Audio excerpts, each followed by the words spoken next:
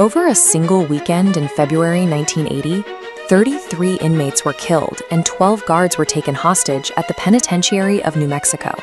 It remains the deadliest and most violent prison riot in American history.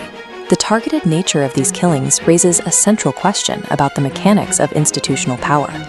To understand how a total loss of control resulted in a targeted slaughter, we have to look at the specific administrative choices that preceded the first spark. By the mid-1970s, the internal logic of the U.S. justice system had shifted away from reform. The concept of rehabilitation was largely discarded in favor of a focus on punitive retribution and strict sentencing.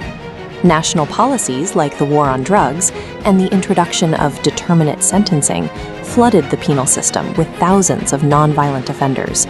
For the first time, people convicted of marginal crimes were forced to serve fixed terms with no hope for parole. This chart shows the direct mathematical consequence of those policies on the New Mexico Penitentiary. The flat line represents the facility's original design capacity of 900 inmates. By 1980, the jagged area had ballooned to nearly 1,200. Managing that overflow was a staff of guards making near minimum wage. The stress of the environment was so high that the facility faced a 70% annual turnover rate, leaving the wings supervised by people with almost no institutional experience. With an overcrowded population and a depleted staff, the administration faced a dangerous power vacuum. To maintain their grip on the facility, they began looking for cheap, efficient ways to prevent the inmates from unifying. Control became purely punitive. The administration removed educational programs and relied on physical intimidation, a policy that culminated in the Night of the Axe Handles, where guards used tear gas on protesting prisoners before beating them with wooden handles. But physical force alone wasn't enough to manage 1,200 men.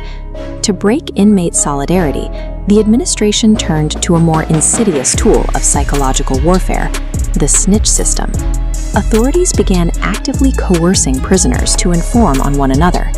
To breed suspicion, guards would deliberately label suspected informants, marking them as targets to ensure the inmates were focused on each other rather than the staff.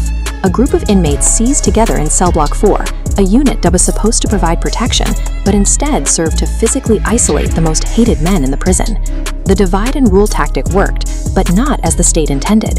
Instead of establishing order, it engineered a hierarchy of paranoia that deflected the inmates' growing rage away from the guards and directly onto the snitches in Cell Block 4. On the night of February 2, 1980, the social structure of the prison was at a breaking point. Construction delays had forced the administration to move hardened, high-security killers into Dorm E2, where they bunked directly alongside nonviolent offenders in an open-plan room. When guards arrived for a nightly count, they failed to lock the dormitory door behind them. A group of inmates seized the opportunity, lunging at the officers to overpower them and take their keys. The rioters surged toward the central control room.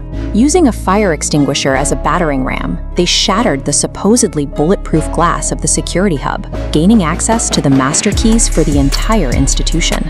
Once the mob had the keys, their primary objective became clear. While the guards were held as hostages, an execution squad formed and made a beeline directly for Cell Block 4. In the chaos, the rioters discovered blowtorches left behind by prison contractors.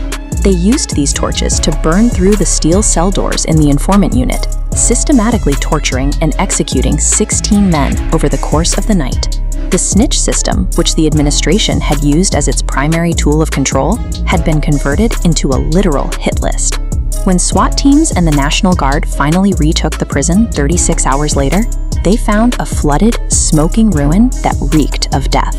In the wake of the carnage, surviving inmates were transferred out of state, while the Duran Consent Decree forced the first real legal reforms onto New Mexico's prison system. But the logistical changes couldn't erase the internal damage. The severe psychological trauma inflicted on the staff who were brutalized and the inmates who survived would last for decades.